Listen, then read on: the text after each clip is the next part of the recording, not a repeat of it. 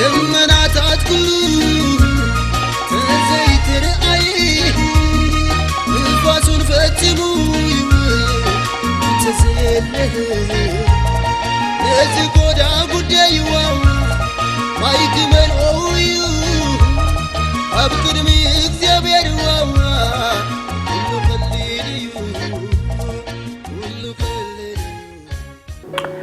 ሻሎም ሻሎም ቤተሰብ እግዚአብሔር አምላክ ሰላምን ጸጋን ክርስቶስ ምስኩልኩም እዩ ከመይ ሓዲርኩም ክብርን እግዚአብሔር አምላክ ይኹን ሎሚ ድማ ከምቲ ንቡር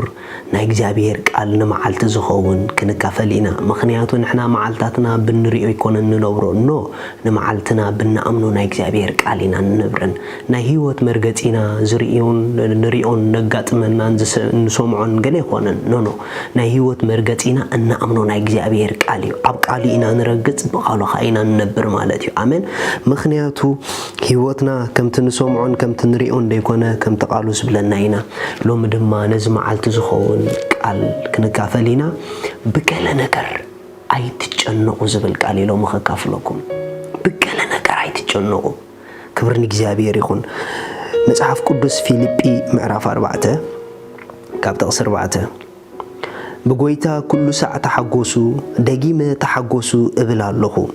እትለውሃትኩም ኣብ ኩሉ ሰብ ይፈለጥ እግዚአብሔር ቀረባ እዩ ድሌትኩም ዘበለስ ብጸሎትን ልማኖን ምስናይ ምስጋና ኣብ አምላኽ ይፈለጥ እምበር ብገለኳ ኣይትጨነቁ እቲ ካብ ኩሉ ኣእምሮ ዝበልጽ ሰላም አምላኽ ድማ ንልብኩም ሓሳብኩም ብክርስቶስ ኢየሱስ ክሕልዎ ኢሉ ክብርን እግዚአብሔር አምላክ ይኹን መጽሐፍ ቅዱስ ስለ ጭንቀት ክዛረብ ከሎ በምንም አይነት ነገር ክንጭነቅ እግዚአብሔር ያፍቅደልናን እዩ ንምንታይ ተተባሃለ እሱ ዘአምላኽና በገለ ነገር እኳ ክንጭነቅ አይግበአናን እዩ ጭንቀት ካብናይ እምሮ ወጥሪ ካብናይ ነገራት እንታይ ከም ትገብሮም ዘይምፍላጥ ካብ ስለ ጽባሕ ምስጋእ ካብ ስለ ተሓልፎ ዘለኻ ጎደናታት መልሲ ምስአን ዝመጽእ ነገር እዩ ጭንቀት ኣብ እምሮ ተቆሚጡ ንልቢ ዝሐልል ኣብ እምሮ ተቆሚጡ ወጥር ዝገብር ስለ ጽባሕ ስለ ዘለኻዮ ስለ ሁሉ ተሓልፎ ነገር ክሰግእን ክትፈርሕን ዝገብር ነገር እዩ ነገር ግን ክርስትና ካብ ስለ ጽባሕ ምፍራሕ ካብ ንሕቶና መልስ ምስአን ዝሐለፈ ህይወት እዩ ንምንታይ ተተባሃለ ንኹሉ ሕቶታትና ኣብ ዝምለሰሉ ህይወት አቲና ኢና ኣነ ንስኹምን እንነብሮ ዘለና ህይወት ኣብ ክርስቶስ እዩ ኣብ ክርስቶስ ድማ ገለ ኢልካ እትፈርሖን እትሰቆን ነገር የለን ኩሉን ብኩሉን ኣብኡ ዕርዩ ኩሉን ብኩሉን ኣብኡ ሙሉስ እዩ እንተ ደኣ ኣብ ክርስቶስ ኮይና ክንሓስብ ጀሚርና ንነገራትና ኣብ ክርስቶስ ኣቲና ክንሪኦም እንድሕር ጀሚርና ብገለ ነገር ኣይንጭነቕን ኢና ኢየሱስ ጎይታ እዩ አሜን ሪኹም ኣብናይ ጭንቀት ዓለም እንነብር ነገራት ልዕል ዓቕምና ክኾኑ ከሎ ነገራት መልስ ክንስእነሎም ከለና ኣብናይ ጭንቀት ዓለም ይዘንብረና ንሕና ግን ነገራት ልዕል ዓቕምና ክኾኑ ይክእሉን እዮም ብምንም ዓይነት መንገዲ ንምንታይ ተተባሃለ ንሕና ብኡ ኢና ንነብር ንሕና ኣብኡ ኢና ንነብር ስለዚ ናትና ጉዳይ ናቱ ጉዳዩ ጉዳይና ጉዳይ ካብ ኮነ እንታይ ንዓና ከብለና ዝኽእል እንታይ ንዕኡ ክኸብዶ ዝኽእል ንጎይታ እንታይ ሕቶ ክኾነ ዝኽእል ንምንታይ ነገራት ሕቶ ክኾነ ከለዎ ንምንታይ ነገራት ሰቆሎም ንምንታይ ነገራት መልስ ሲኢኖሎም ኢልካ ትፈርሕ ሪኹም ንነገራት መልስ ሲኢኖም ዝፈርሑ እሶም ባዕሎም ንነገሮም ዝምልሱ እዮም أنا نسخو من جن نجرنا السخم زملوسه إنا نأمن أنت ده السخم زملوسه نأمن كوينا نجرنا نعوم مفلات إلى أسرحنا نبر سلا نجرنا ليتن معلتن مجنّا ناتنا سراح أيقونن سلازي لمصحف قدوس كل زاد ليكم زبالة نعوم ترى حفلة وانبر نسخهم بجل نجر أي تجنّو زخبدك نجر هالوديو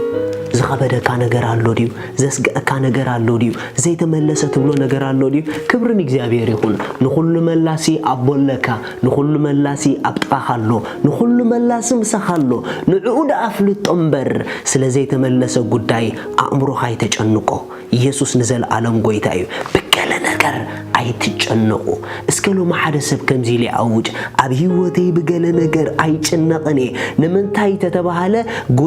ጉዳይ ዝኾነ ንኹሉ ዝፈትሕ ንኹሉ ዝኽእል ኣምላኽ እስራኤል ኣምላኽ ህይወተይ ይበሉ ዋው ጉዳይ ኣምላኽ እዩ ናትካ ስራሕ ንዕኡ ምፍላጥ እዩ ንዕኡ ምሰፍለጥካ ግን ሪስፖንሲቢሊቲ ዝወስድ ንሱ እዩ ንስኻ ግደፎ ጉዳይካ መጽሓፍ ክዛረብ ከሎ ከምዚ ይብል ቀዳማይ ጴጥሮስ ምዕራፍ 5 ቀዳማይ ጴጥሮስ ምዕራፍ 5 ጥቕሲ 7 ንሱ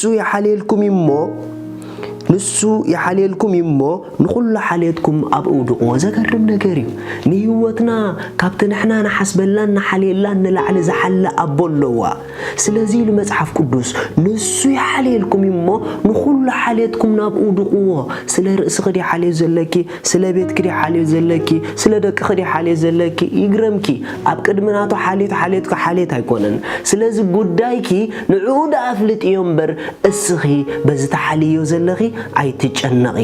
ኢየሱስ ንዘል ዓለም ጎይታ እዩ ንሱ ይሓሊልና እሞ ሓሊትና ዘበለ ኩሉ ናብ እንታይ ንግበሮ ነውድቆ ንምንታይ ንጭነቕ ትፈልጡ ሕዋት ነገራትና ኣብ ርእስና ስለነውድቆም እዩ ነገራትና ናብኡ ስለዘይነውድቆም እዩ ኣባኻ እንተወዲእካ ባዕልኻ ኢኻ ትምልሶ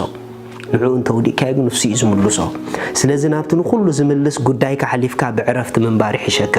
ኣምላኽ ሰማይ ኣእዳው ንዓና ከምዚአን ንምንታይ ተዳኢልኩምኒ 24 ሰዓት ብዘይ ምቁራጽ ኣእዳው ንነገራትና ንምፍታሕ ዝርጓሓትን እሱ ባዕሊ እዩ ነገርኩም ናባይ ኣውድቆ ንስኹም ብገለ ነገር ከይትጭነቁ ንእግዚአብሔር ዝኣምኑ ሰባት ካብቲ ሓደ ምልክት ኣብ ህይወቶም ጭንቀት የብሎምን ንምንታይ ተተባሃለ ከምቲ ብርሃም ነቲ ዘየለ ከም ሁሉ ገይሩ ዝጽውዕ ናበይ ከም ዝኸይድ ከይፈለጠ ንድምፁ ተኣዚዙ ዝወፅእ መልስ እኳ ከይፈለጥካዮ ዓሪፍካ ትነብር እንተ ደኣ ንዕኡ ተኣምን ኮንካ እዩ እስከ ሎሚ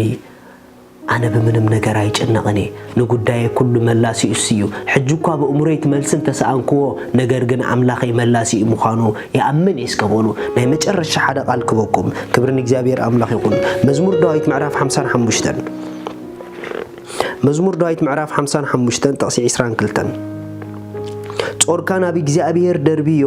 ንሱ ክድግፈካ እዩ ንጻድቕ ሰንከልከል ክብል ከቶ ኣይሓድጎኒ ዋው ጾርካ ናብ እግዚአብሔር ደርቢዮ ንሱ ድማ እንተሓገብረካ ክድግፈልካ እዩ ንጻድቕ ሰንከልከል ክብል ከቶ ኣይሓድገኒ እዩ ደስ ይበልካ እግዚአብሔር ነገር ከቢድካ ሰንከልከል ከብለካ ኣይጎድፎን እዩ ንምንታይ ተተባሃለ እግዚአብሔር ሰንከልከል ጻድቕ ክርኢ ኣይደልን እዩ ጻድቕ ሰንከልከል ኣይብልን እዩ ጻድቕ ንስኻ ኢኻ ስለዚ ሎማ አንተ ኣውጅ بقداي سنكل كلايب لني بحطي سنكل كلايب لني أملاخ سماي مسايو أملاخ سماي مسايو بقولو كبرني إجابير أملاخ يكون سنكل كل عيتب لنيها بس مع التزي بقلا نجر عيت النقني لكم عصوه زي تملسه قداي اللوري قداي بالكان ملاسي يسيو كملو سجير كاوسودو نا أملاخ سماي دما كبر حبو شالوم